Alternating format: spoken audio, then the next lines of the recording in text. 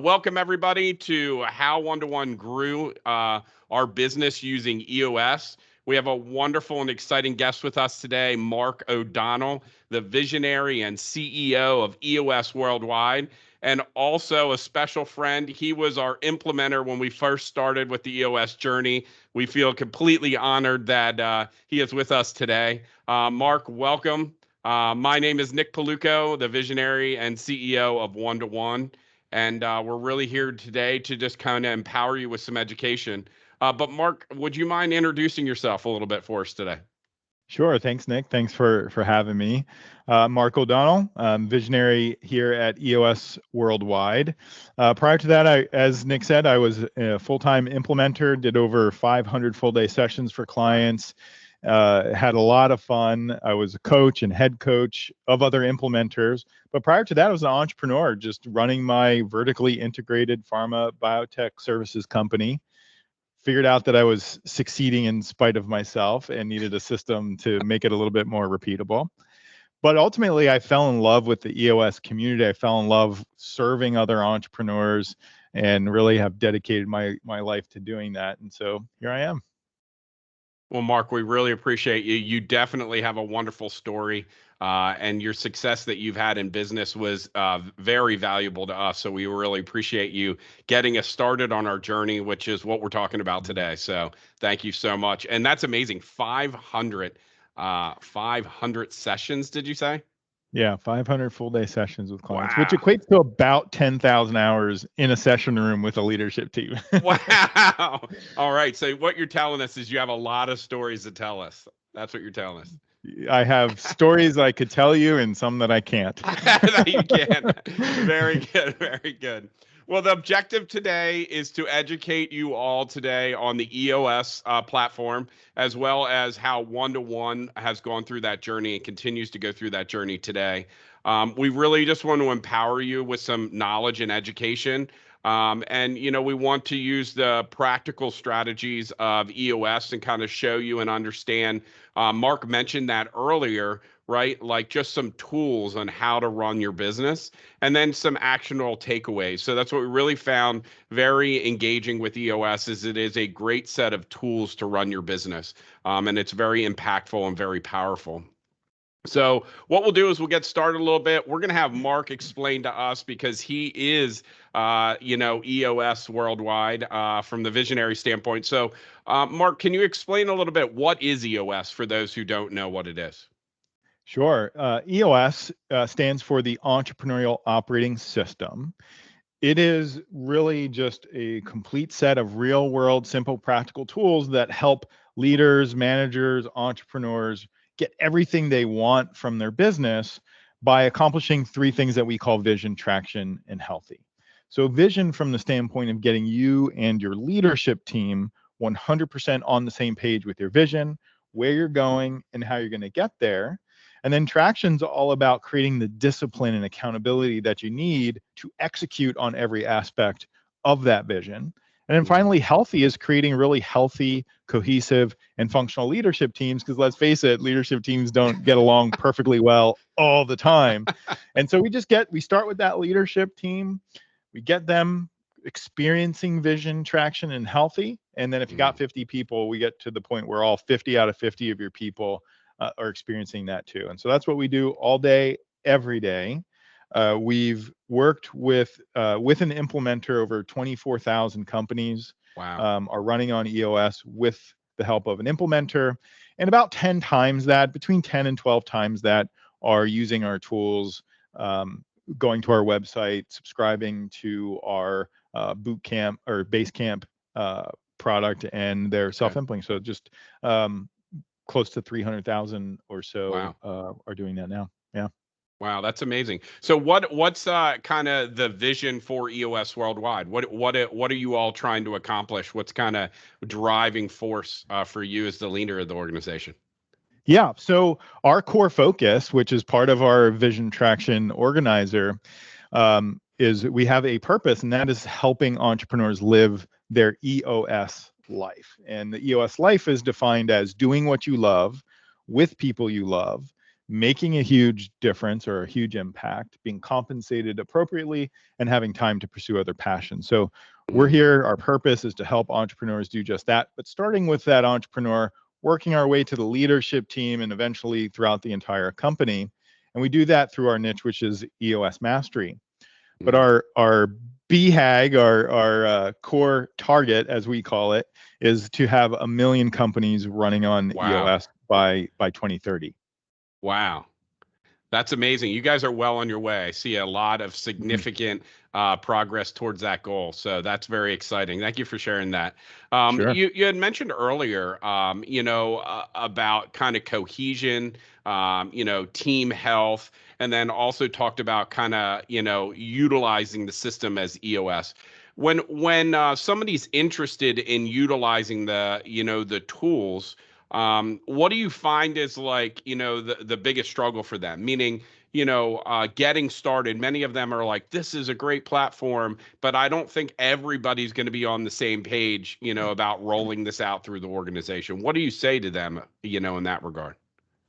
Yeah, so I think it is hard because you have to be not getting what you want from your business, really. I mean, and that has to be painful enough that you're willing to do something about it. Gotcha. Because if you're not really, if you don't want something more out of your company, you don't really want to grow, that's one thing. That could be fine. But if you do, and as W. Edwards Deming said, every system is perfectly designed to produce the results it produces. So if you're not getting the results you want, you got to look at that underlying system. And so that realization is a big kind of an epiphany, an aha for someone to say, oh, my system is not producing the results I want. So where do I start? How do I get there?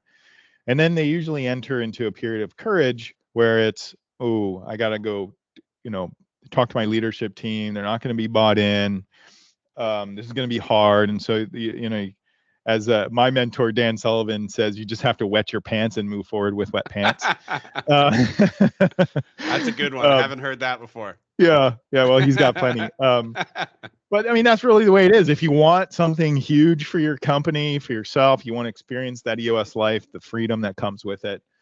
You just have to go through a period of courage, and then you gain the capability over time. It's one step at a time. How to eat an elephant, just one bite at a time. But it starts with that commitment. Then you go through that period of courage. The capability comes after the period of courage, and then from there, you build the confidence in it. You just get bigger and bigger as you go. So I mean, that's really how the process in which people begin implementing EOS and working on their underlying system. So that's great to hear. So everybody can kind of be in their own stage of where their business is. Many times we get the question, because they see that we kind of live the EOS life in that regard and how it's integrated into our business. They say, well, I'm too small or I'm too big.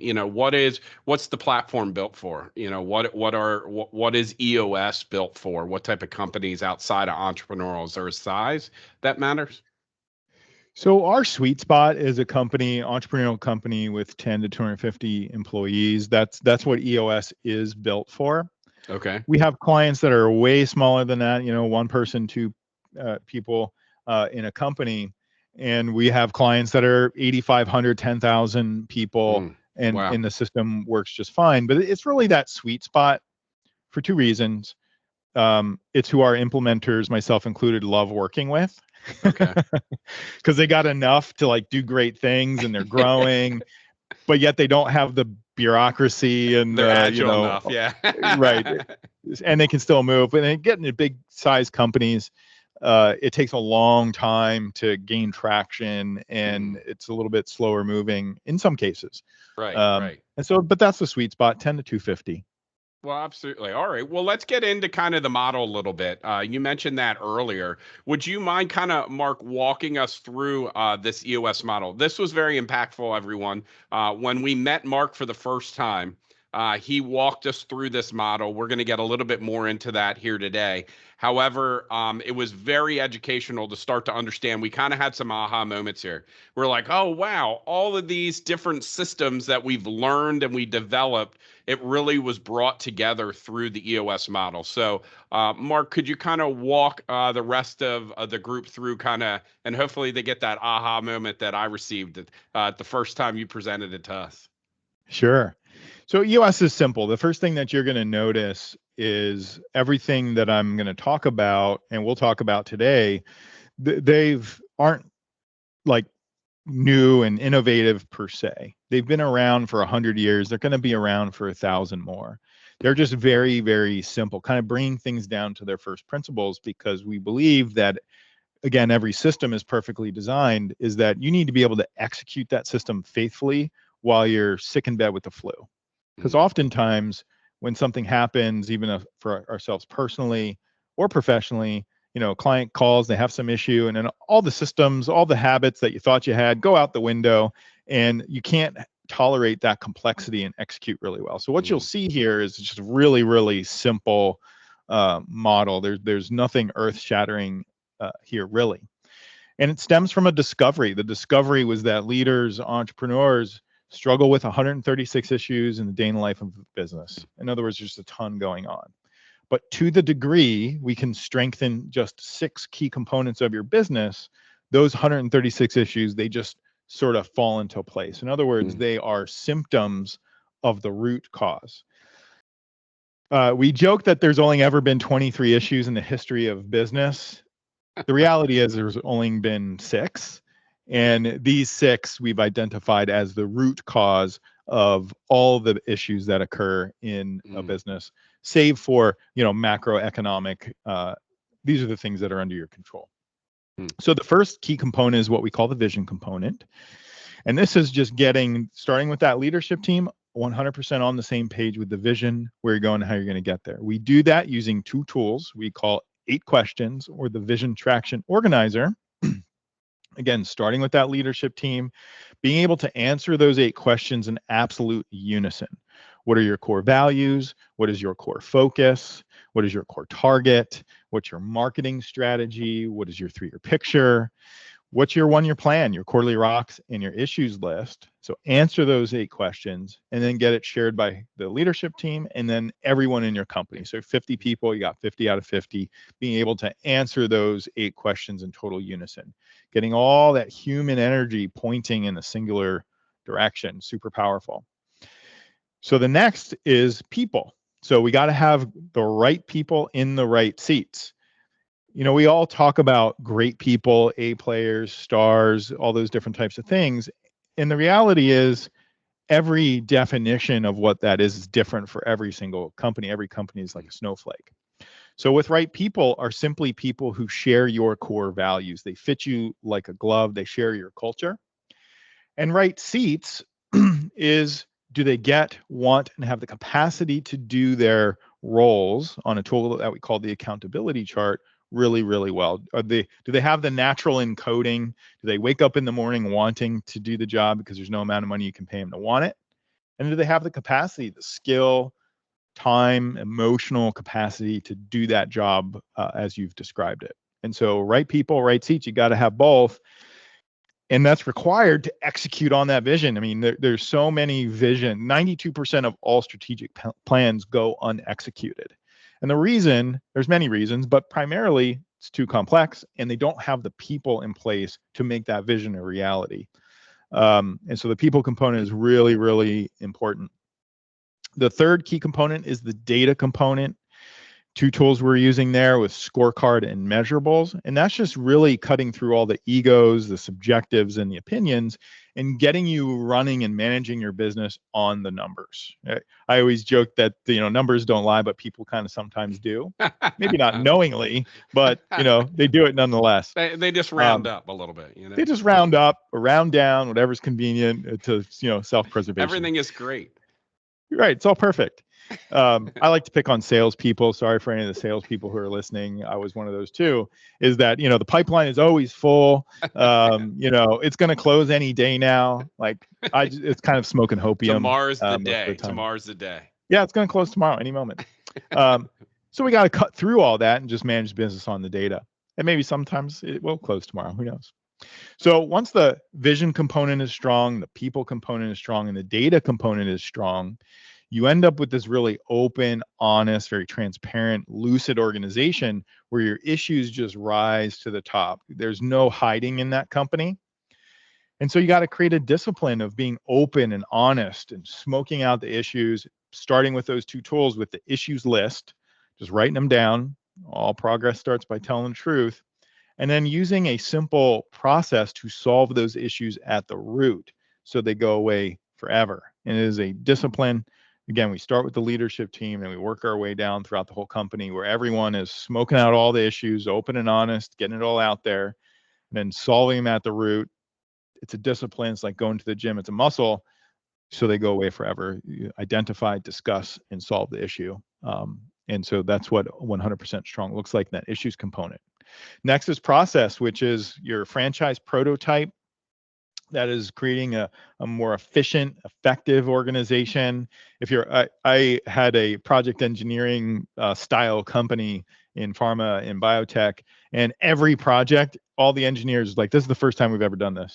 So they would document procedures and like, you've done that yesterday, you did it the week before, but we start fresh every one. And so this is about creating that consistency, scalability, and it starts by documenting your handful of core processes and then getting them followed by all. So everyone is doing it the right and best way, your way, each and every time. It adds scale, it gives direction to people, and you're just going to create a much more cohesive, consistent customer experience. If you can do that, you'll get more business.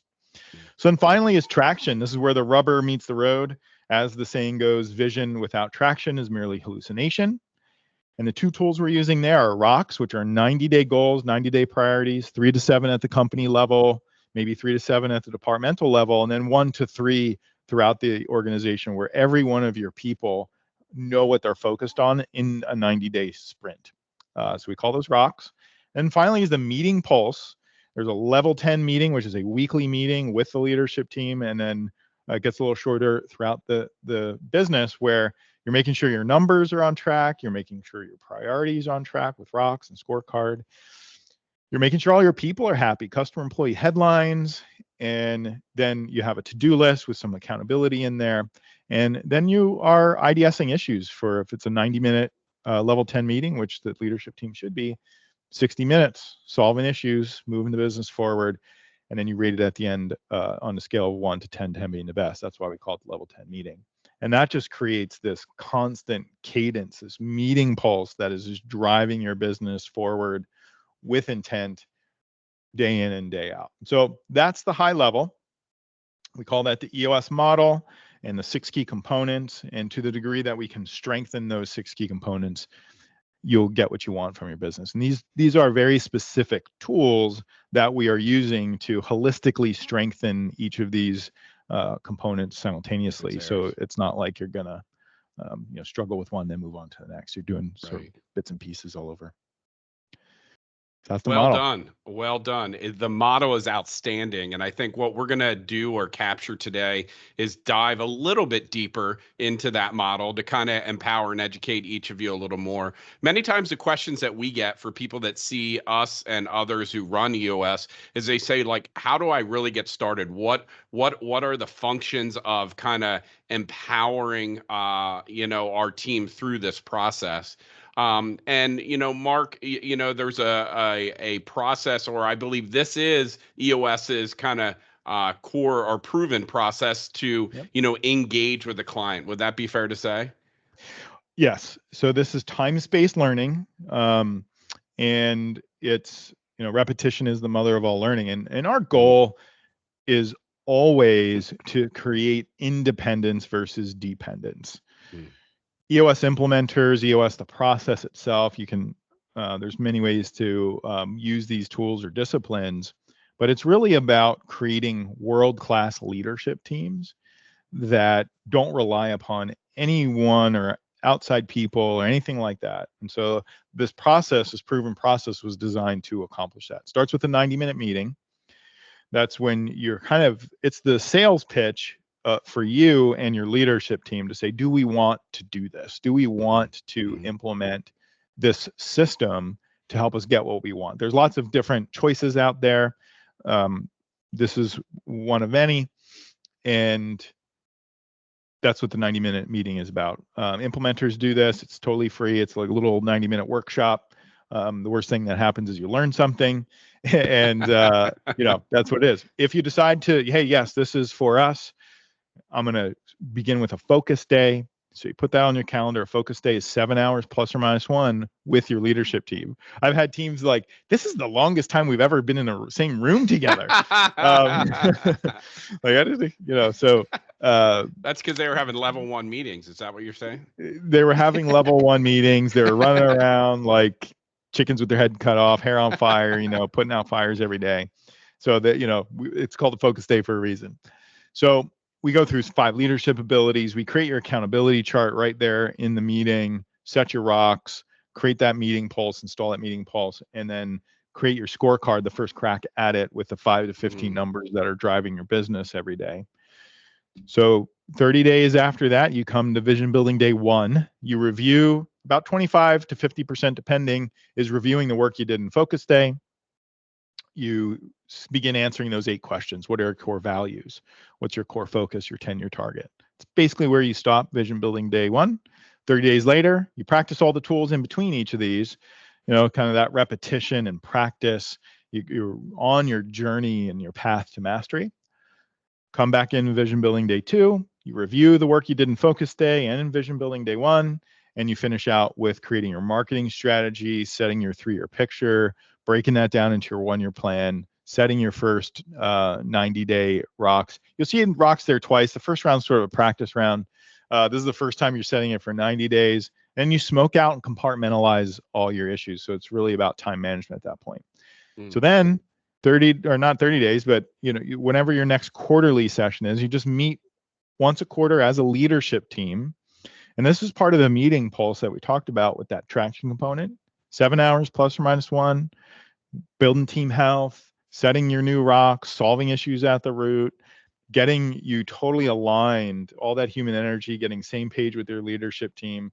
So you can just go forward with a really, really clear plan, driving accountability throughout the organization. And so clients that work with an implementer, they work with the implementer usually 10 sessions over 2 years. And they don't do any contracts. They just take 1 day at a time. And so you graduate at that point. And you just continue on yourself. Some clients stay with their implementer forever because they're like, why would I stop? It's working. And then 10% or so don't make it. They don't make it to the sessions, and they kind of just drop off. But so that's the process. That's how to get started. It's, again, eating the elephant 1 bite at a time. Yeah, I think it's great, Mark, because many people think, like, when they first hear this, they're like, well, there's going to be the implementer is a consultant that just is going to consult us through this. But what you're really saying is that what we enjoyed about the process is you're kind of the teacher is teaching the next teacher, right? Like, you empowered us with education through that process to be able to then go and train other people as we matured through the EOS model. And I thought that was the most inquisitive aspect of this proven process. We had never gone through that. We've had consultants come in, people just talk at us, right? Like, these are the 5 things you should do and it will solve your business forever. What was really, really amazing about this is that we were being taught how to cohesively work as a team and how to work through the systems.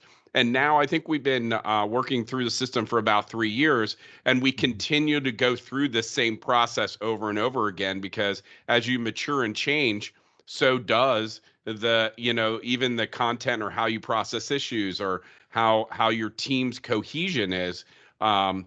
It is an amazing system. And what I want to say to everyone that is with us today, that to empower yourself through this system does not mean that you have the implementer is here to guide and teach you. which is a lot different than I think many of you are used to engaging with someone when you're taught a new process. So we're going to go over and deep dive into a little bit more of the sections here just to kind of help you through that. Mark, this was amazing. Any pieces or nuggets that you want to say before we get moving into a little bit more of a deep dive? The only thing I would add is, and maybe I alluded to it, it's see one, do one, teach one.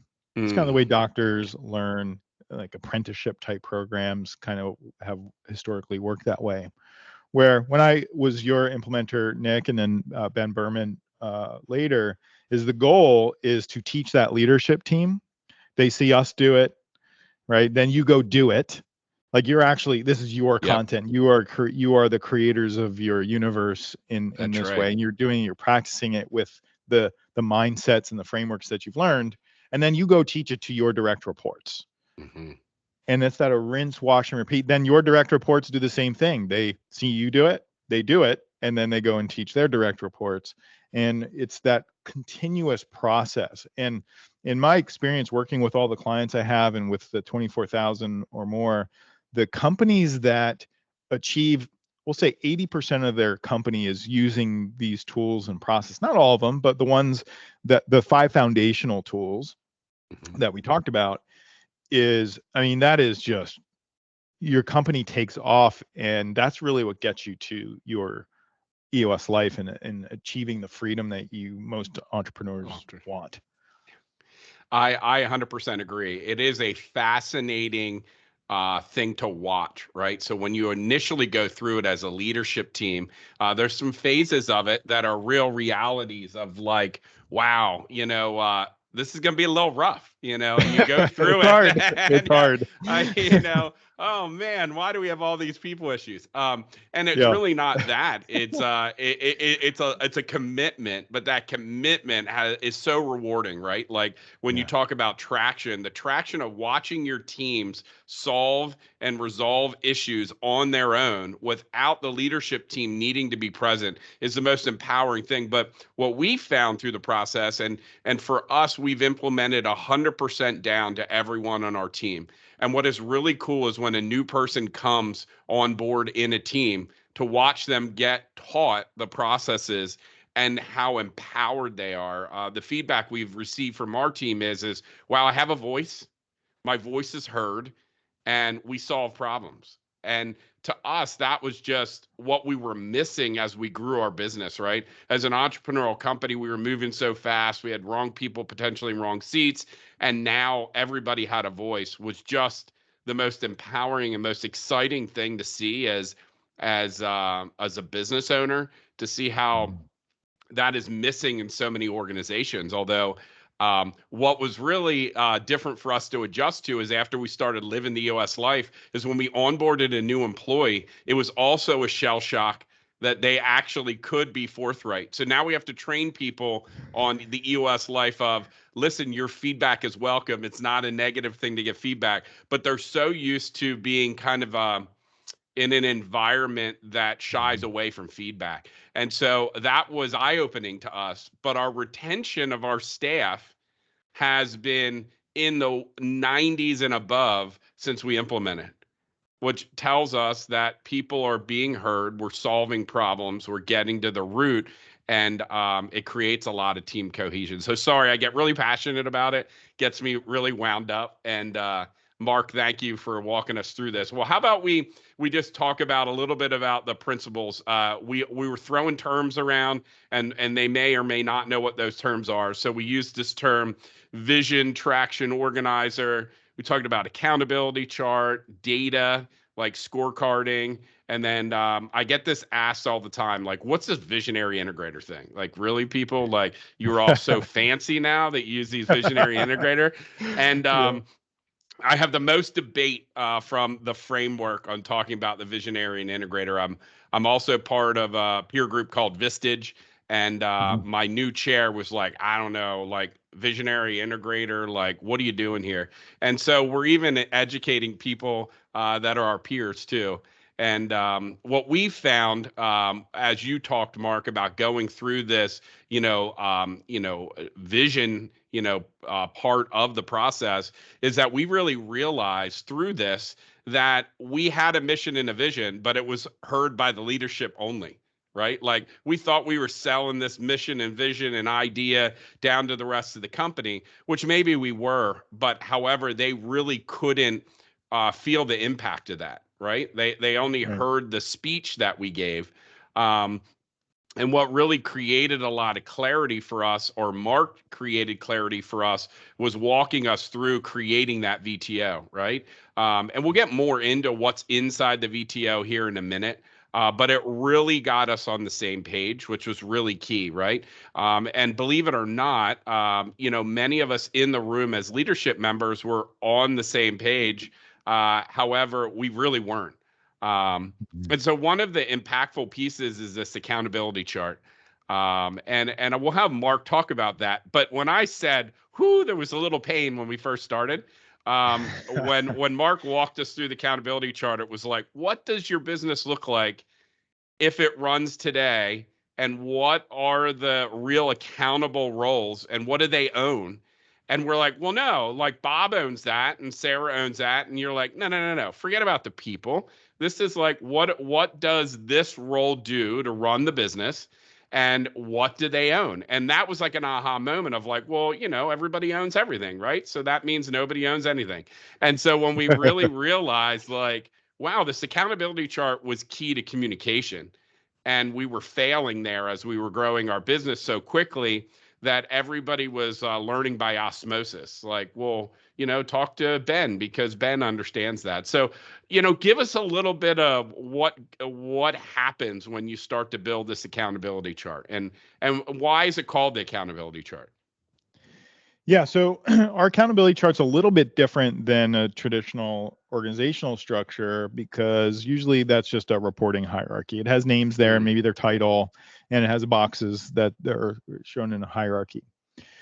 Ours is a little bit different in that it includes the 5 roles or so that each of those people are accountable for delivering to the business each week.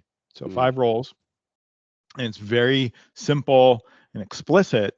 And we start with when you're going to create an accountability chart, you say, okay, every business has 3 major functions. You got a sales and marketing function, you got an operations function, and you have a finance function. And there's variations, and you customize that. Maybe sometimes finance is split out to HR or internal IT. Operations might be projects or something else. Sales marketing might be 2 seats.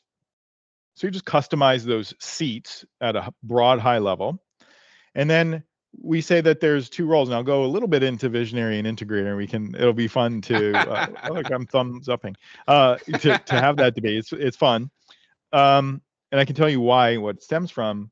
And so most companies have a visionary, and that visionary might be playing the visionary and the integrator, or maybe it's 2 seats. So you have that basic structure, 5 seats, visionary, integrator, sales and marketing, operations, and finance.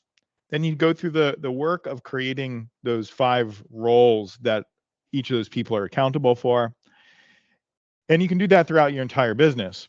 The reason why it's a little, when you start this, is you have to rise above all of the egos, your past, and act as a board of directors to say, if we're going to win in our market, if we are going to create a business that wins, what does our structure need to be? And that's the framework, that's the mindset you got to have when you're creating those seats on the accountability chart. Then we say, okay, now that we know what our business looks like 6 to 12 months out from now, say, and you might not have enough people, you might have too few people on your leadership team. It all stems from that leadership team. And you then say, okay, let's take one seat at a time. Sales and marketing, here's the 5 things that we want the sales and marketing seat to provide to the business. Who here gets it, wants it, and have the capacity to do it? And it's really difficult to kind of divorce yourself from your current role that you're being paid for in the moment. And, you got all of this kind of, their hands are sweating, This the is where the emotions biological come out. response. Lots of emotions come out, but everybody sort of already knows if they do or they don't. And so Right. we're trying to create this open and honest environment. We're smoking out issues here. And so we say, all right, does Nick get it? Want to have the capacity to do it? The team around the room says, yes, he gets it. No, he doesn't want it. Maybe he's, or no, he doesn't have the capacity, or yes, yes, yes, some variation. And then we write that person's name in the seat. If it's a yes, yes, yes, they get it. They want to have the capacity to do it. We take each seat that way, visionary and integrator as well. That creates your leadership team. And that's why you have all of that kind of emotion that comes out of that. People sometimes end up with no seats, and you're kind of saying, hey, well, we need to figure this out, because it's clear to the team already. Like, we're not revealing something that was completely unknown. It's what's in the back of everyone's head, and they think every day, but just don't have the platform or the courage to say it. So it comes out. I think it's an outstanding tool too, to kind of remove the emotion, especially with new people that come in. It creates such clarity. They're like, well, why is there one person in two of accountability ownership, and kind of explaining to them what that means, how to communicate at the organizational level has been really empowering. Or when you talked a minute ago about like issue processing, it really brings clarity to, well, who owns it, right? Who owns that function? And what's been amazing is that this accountability chart, I think you used 6 months out, is really amazing, because you continue to evolve that accountability chart, and it really helps you as kind of a leading indicator of like, okay, if we grow the business, what do we need? Who do we need to hire? And for us, that's been extremely impactful, because we're like, we hit a target. Now we're going to hire someone fully in that seat. And it allows all of our team, outside even the leadership team, to have those discussions, because they visually can see this in the accountability chart, which was painful in the beginning, now extremely empowering as we kind of walk through that journey. But it's a tough one. And but what I think is really great is you say it too, is that these are tools. And that really is also removes the emotion from it when you're working with other people. Like, this is the tool, this is how we're going to utilize the tool, and it removes kind of that emotional factor sometimes, especially with people as you train below the organization, right? We have a great story for this one. We had someone in a role that, when we were going through the process of meeting with them in check-ins and quarterlies, that we found out that they didn't really get excited. They didn't, get it or want it in the same way. However, we had another opening in our accountability chart that person did get and want. So, it goes kind of in an opposite direction of empowering those people to be in the right seat. And that person flourished in the new role, but it took a little bit of utilizing the tool and some clarity and good conversation to kind of get them over into the right seat, which has been amazing. Prior to that, we would have just said, well, they don't fit, so we probably need to find them out of the organization, and that wasn't a healthy way to kind of go through that. Yeah. Well, for time's sake, let's kind of go into the vision building and goal setting. So there's a lot on this slide here, and we won't be able to get to all of them. But one thing that I think would be really great to talk about is kind of core values. You talked about getting it, want it, and capacity to do it. But then let's add kind of the core values. I'll start by saying that when Mark walked us through this, we all felt that we had different core values of the organization. So when we said, like, we have a culture, we definitely had a culture. We just didn't know what those core values were and where they lived.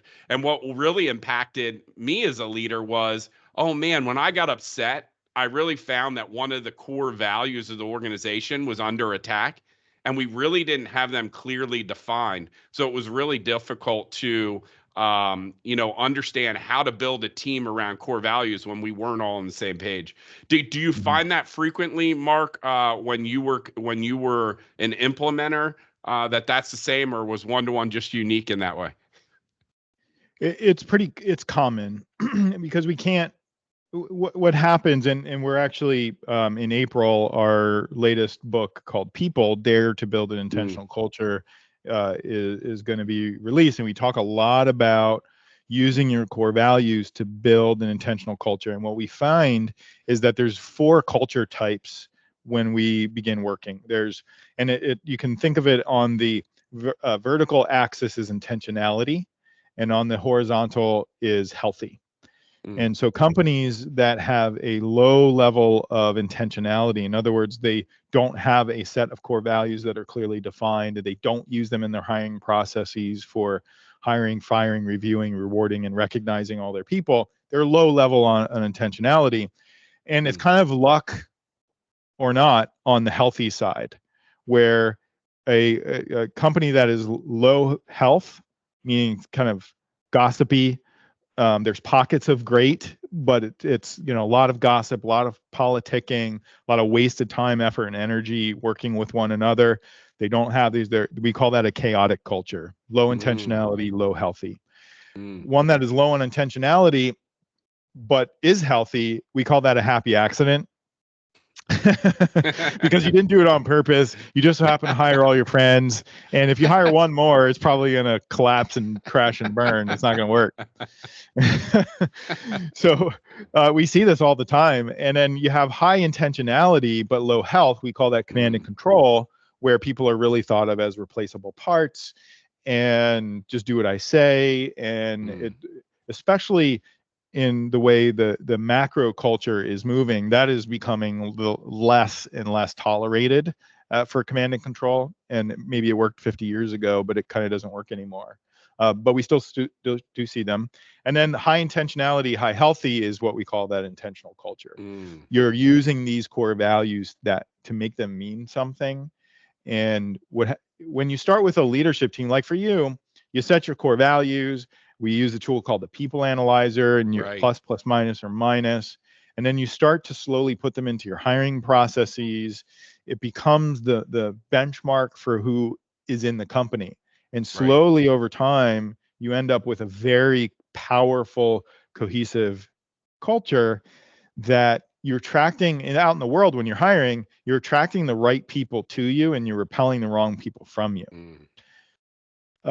It's funny because in our research for the book, and I probably said this to you because I've been saying it for a while, is most commonly when we survey our clients, what's the number one issue? It's recruiting. They can't find enough of the right people. Well, the issue is that they've never been born. The birth rate has been too low for way too long.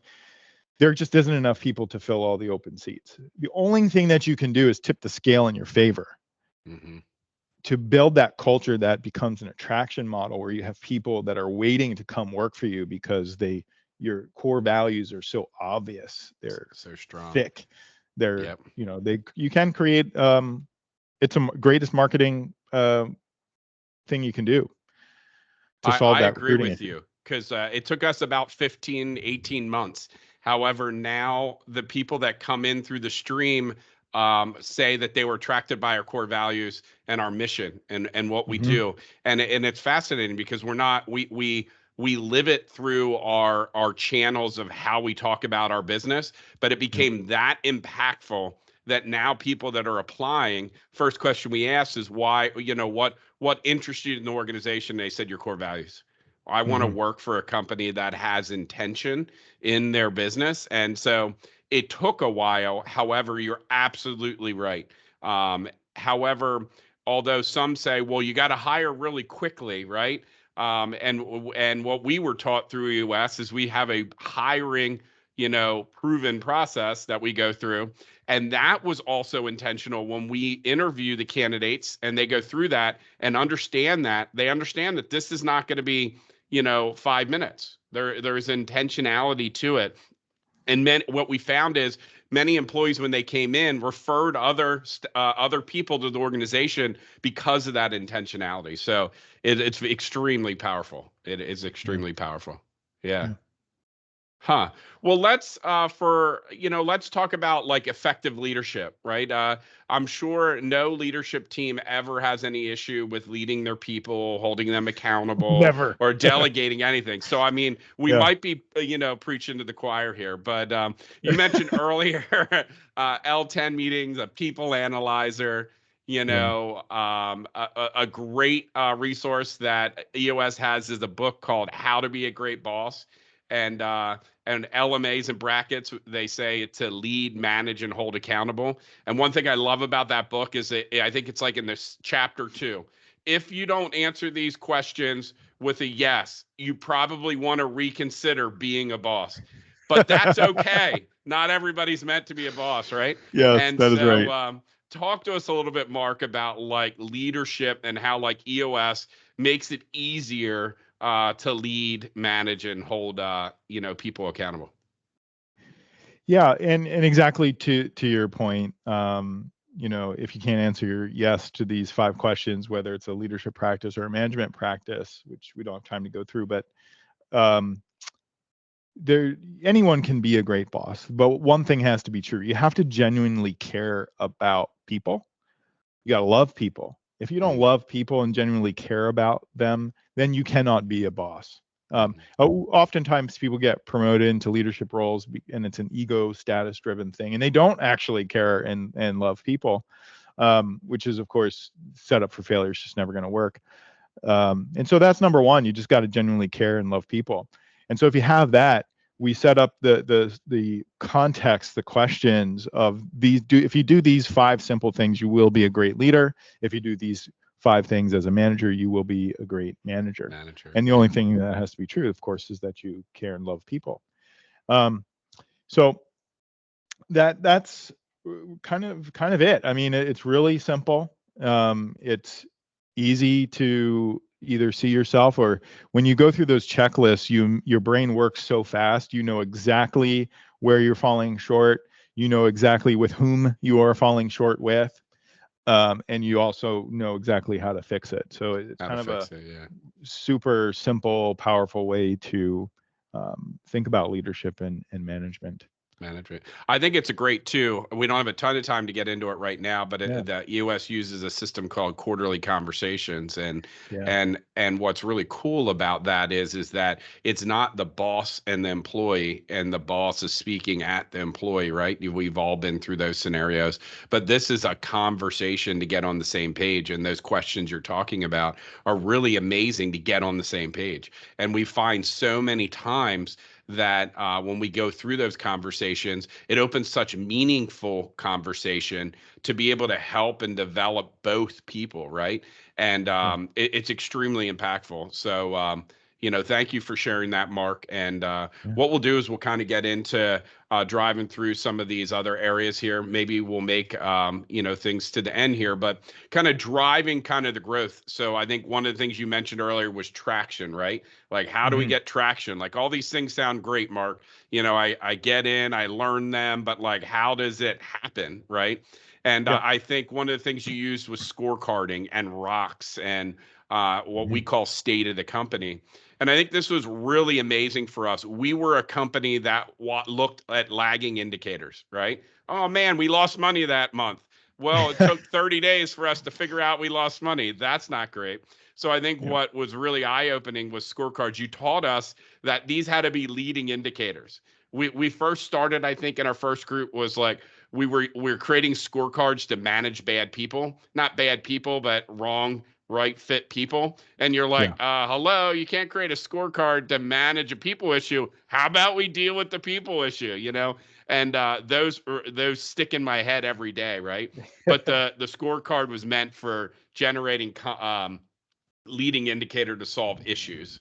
Yeah. Right? Do you want to add a Yeah. little flavor It to that too? sure. It scorecards shine a light. I mean, that's really what they do. They are activity based. You say, hey, this is what I want from my business. You work your way backwards and say, what are the activities I need to do every week? How many? What's the goal? In order to get what I want from the business, whether it's revenue growth, new clients, whatever it might be. And someone owns that activity. And of course, those roles in their accountability chart, you're actually measuring the roles tied back to the scorecard. And it's simply a tool for accountability. did I do the work this week or did I not? Mm.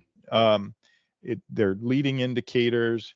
When you think about kind of the psychology behind it, and we've all heard this, what gets measured gets done. You go Yeah. one step further to say what gets measured gets done, but what gets measured and reported goes exponential. Mhm.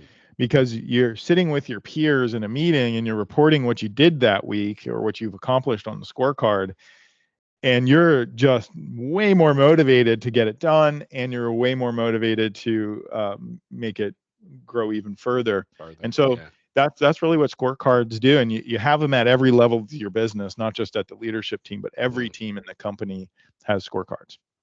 I think that's great to say too. After so many years running it, you're going to laugh when I say this, but we instituted, my wife and I, a personal L10. And Yeah. so, what's been fascinating about that is the keyword that you use is what is measured has success, right? So now, like every Saturday when I go to, report my measurables, it creates a different level of personal accountability, right? And For sure. Yeah. a lot of impact there, a lot of impact. Well, Yeah, let's. and you're not alone. So many people adapt EOS to their families, personal life, personal scorecard. You are definitely not alone. It is a fascinating thing. It took a Yeah. little while to adapt it to personal life, but it is extremely impactful. Yeah, I Yeah. think one of Yeah. the measurables is the amount of date nights, right? Yeah. You're always working, and so it's intentional, right? Hmm. That is. Yep. As we start to kind of wrap this up, it talks about more about long term, right? We talked a lot about like actionable things in the day to day. Now we Yep. kind of a wrap up of like strategy and continuous improvement. Everybody's like, well, that's great. You have a 1 year, cycle, but like, how do you get to that like 10-year target? Mhm. Can you kind of give us a little bit of an understanding of how to get to that EOS life you started off with, right? Is Yeah. that come with using the planning tools, or could you give some feedback? Yeah. And so with the EOS life, again, doing what you love with people you love, making a huge difference, being compensated appropriately, and having time to pursue other passions. What we believe at the core of this entire system and process, it is the US life is a strategic byproduct of executing on these simple disciplines really, really well. Just Mm, like diet and exercise or date nights or all those different activities and processes, we know that discipline equals freedom. That mm, if you can focus on those daily habits, those simple things, you're going to produce the results that you want. And so when you have that 10-year target, for us, 1 million companies, you have who you're going after with your marketing strategy. You breaking down that core target, that 10-year target, to a 3-year picture. You're painting the picture, walking the halls of your business just 3 short years from now. But that really sets you up for that great 1-year plan. What are the 3 to 7 things you got to get done in the year to set you up to achieve everything in the 3 to the 10? And then you're breaking that 1-year plan down in those quarterly rocks. But then you have your issues lists, and you have your level 10 weekly meeting, which of course meetings. includes your scorecards and so forth. So you're starting really far out and you're breaking it down into small incremental steps where you know what you need to do this week. Right. And the EOS life is just a byproduct of doing those things. We, when we talk about the accountability chart and GWC and core values, we're not taking the approach like you said, bad people, not on purpose, but there is no bad people. They're just wrong fit, right? So Yeah. we believe at the core of who we are that every single person is you're the only Nick that has ever existed and the only one that ever will exist. Hmm. And so you have unique priceless value in the world, and we kind of take it on ourselves to help you find the right role, the right purpose that unlocks that unique ability that Love it. that Hmm. exists without being put in a box around a company per se, Company. right? Yeah. So we think we're doing a service, making an impact by doing that at scale. Um, Well, and I think that what you is, also just said a minute ago too was what's really impactful is that big picture that somebody can see, the visionary can see, that's so long out. The system allows to bring clarity all the way down to everyone in the organization. And that's Yes. where we failed many times when we were growing our businesses, was how do they connect to that overall big picture? Mhm. One would say, well, we can't connect to it because we can't change it. And now what I think is really impactful in the organization is they all can make a change. Their scorecard, their rocks, their other initiatives contribute to everything that the organization is doing, which is extremely impactful in their life, as well as the organization and the leadership's life as well, which has been a real big game changer. Yeah. Yeah, and it's unique teamwork essentially. You showed there the delegate and elevate tool, really important tool in the process. The goal is everyone in the company is living in their love great quadrant, which is four Mm, quadrants. Um, that everyone's doing what they love to do and they're great at. They're bought into a bigger purpose, and your company is essentially the vehicle in which mm, they are fulfilling their purpose. So um, that it creates a great culture that wins in any market under any conditions. They're highly resilient. During COVID, we were monitoring how EOS run companies were doing compared to companies mm, that were not. They far outperformed the competition, so much that we heard many stories of companies who came, were competitors and are like, "Hey, what are you doing? How are you winning?" And mm. they're like, "Well, we've been training resilience and grit for the last 3 years. Well, We what's were made interesting? for this. We were born for this." Yeah. What I find is interesting to add to that is I'm part of an industry group, and the industry group meets quarterly, other executives, right? And so I've talked about EOS, right? And they're so they've coined me the EOSer, right? And I have a fine now. So when I go to solve a problem in our executive session, they tell me if you say EOS one more time, it's going to cost you $35. Now, they're joking, right? But I find this really funny. This Yeah. last quarter, I get this side chat that says, "Can we meet to talk about EOS?" Right? And I'm like, okay, all right. Yeah, that's So in funny. kidding, jest, but it definitely is. You live it, right? You live the EOS life. Well, as Mhm. we wrap up, all of you, I would love to give you some resources here too. I've read every one of these books. Many of the books too, like What the Heck is EOS or How to Be a Great Boss, are actually part of our hiring process now. It's a way to do that. Every new employee gets What the Heck is EOS prior to them starting. We mail it to them. Um, the process book is really great as well. If you're interested in learning about process, we just did a podcast, our leadership podcast, with one of the co-authors of Process. So take a look at that as well. And continue to educate yourself in these areas. Mark, do you have anything to say about the library here?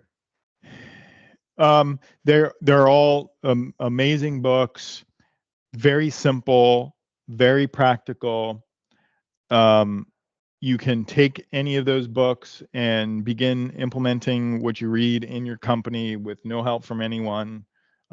It's meant to be basically a manual, especially traction. You just take it step by Mm, step. You can start with the tools right away. You can also go on our YouTube channel, which mm, has a ton of learning nuggets, how to do these things, what the tools are. So you can consume them that way. They're on Audible. Uh, a friend of mine just did a documentary on literacy for entrepreneurs, and mm, 56% of entrepreneurs apparently are reading impaired. In other mm. words, you read the first chapter and you get bored with it and you go do something else. No. No, never happened. I've read every single book on my shelf. Um, Well, and so also yeah. too, Mark does a significant amount of videos as well as if you pay attention to the social channels as well. I think we just had our quarterly, and we have a new leadership member, and part of our process is we send Mark's YouTube videos on how to milestone your rocks as part of our internal process. So a ton of good information. I encourage you, if you can't find something, you're not looking, because it is definitely out there. and very empowering. As we kind of wrap up as well, Mark, we hear a lot about we talked about a implementer to get started, and then we hear this word self implementation. Could you kind of wrap up maybe how to get started in either of the formats, maybe where to go, what's the best way to start their EOS journey? Sure. So the first step is to simply go to eosworldwide.com, and there you'll see a big orange get started button. So with that, it's going to say, if you want to use an implementer, you can get a 90-minute meeting. I suggest you do that. You have under zero obligation. You'll learn something. You can do that. You can scroll down a little bit more, and you can download all the tools for free on our website, all the Word versions, Excel documents, all the tools are there. There's over 20 tools that you can get access to for totally free. And then the third option, so you can use an implementer. You can go to our website, download the tools, and you can sign up for Basecamp, which would teach you how. It's the same training that an implementer receives, except for like the business development stuff. So you can do that. I think that's $500 a month or something. And then the other way is just to go get the book at your local Barnes and Noble and start going. I mean, it's literally a step-by-step instruction book. I think what is great too, Mark, is you guys now have a ability to look at people running EOS. So right, is that accurate? So then if you're trying to implement EOS in your local area, maybe you can find another company if you're trying to kind of do that self-implementation that may be able to collaborate. We find many times when we find other EOSers, it's a conversation of sharing stories and best practices. So that's you guys continue to astound me on the amount of resources you bring to market. So that's another great one too. Yeah, that's called the directory of companies running on EOS. So if you're running on EOS, you register there and you can search for one another, connect in that way. So it's a pretty new tool for us, new resource. We're also building our software, which is EOS One, which you can have sort of a digital execution toolkit. And that's actually coming April 2nd in its fullest form. You can run meetings on it right now. Okay. Excellent. So that's excellent. That's just eos1.com. Okay, very good. Tons of tools. They even have really cool swag. So if you take a look at their website, I'll tell you, I'm always connecting up with my swag. Oh, so, awesome! I got my Man, hat you are on, all in. I love it. and I got my jacket, but it's in the wash, so I decided to get my hat. I'm wearing this to my next executive meeting, so I don't have to get fined. I can just point. So that's how it's going to work these days, people. You got it. You got to love the EOS life. I know we've kept you all just a little bit longer. Mark, I really appreciate you taking the time with us and educating us about what EOS is about. I'm going to take one question, if we may, and then we'll wrap it up. And I have that queued up. The one question is, what's the biggest challenge in getting started with EOS? Do you have any feedback on that? There is no, other than making the commitment and getting the buy-in from the leadership team. So I suppose it would be getting the buy-in from the leadership team that this is good for the company and this is good for them. Okay.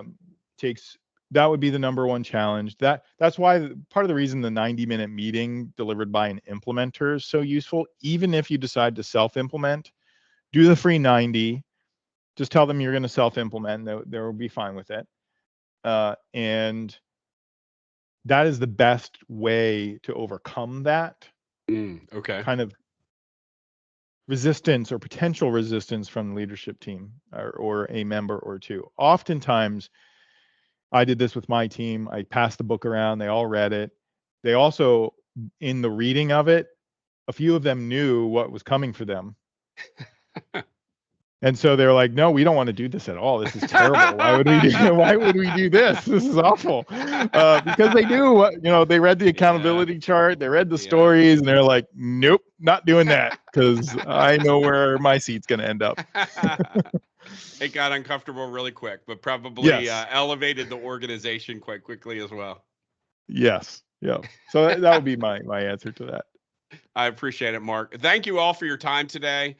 We appreciate all of you attending. We really especially appreciate Mark. You're a busy man. You've taken the time to spend a little over an hour with us today. And so hopefully that has not taken you away from your work and duties, but we really respect you and appreciate your time. And, all of you that are here today, remember what Mark said, EOSworldwide.com, a ton of resources. If you have any questions, reach out to me, and we're more than happy to help you. Mark, any closing or parting words for everybody today? I would just say that, that EOS life, those 5 points of the EOS life, you deserve it. When entrepreneurs starting a company, we kind of have all these great ideas, and then we get really bogged down into the chaos and the minutia and the details, and you kind of wonder like why you did this thing, or who in their right mind would ever become an entrepreneur. Just know that you deserve it, and it is possible. It is possible to live in your unique ability each and every day, to experience freedom, and run a great growing business when you're surrounded with people who you like. I have to pinch myself to be like, I work here. Like, this is amazing. I get to lead this group of implementers that they're just, they're my people. Like, they're just my people. Like, they're like-minded. I fit with them. And you can have that too. It just takes a little bit of intentionality, a little bit of work and courage mostly. So go do it. Go do it. Well said. Well said. Like anything else, right? It just takes work. Just a little bit of work. That's it. Just a little bit of work. Well, Mark, thank you for your time today. Thank you. I appreciate everybody joining us, and have a wonderful rest of your day. All right. Thank you. We'll see you. See you, Mark. Bye.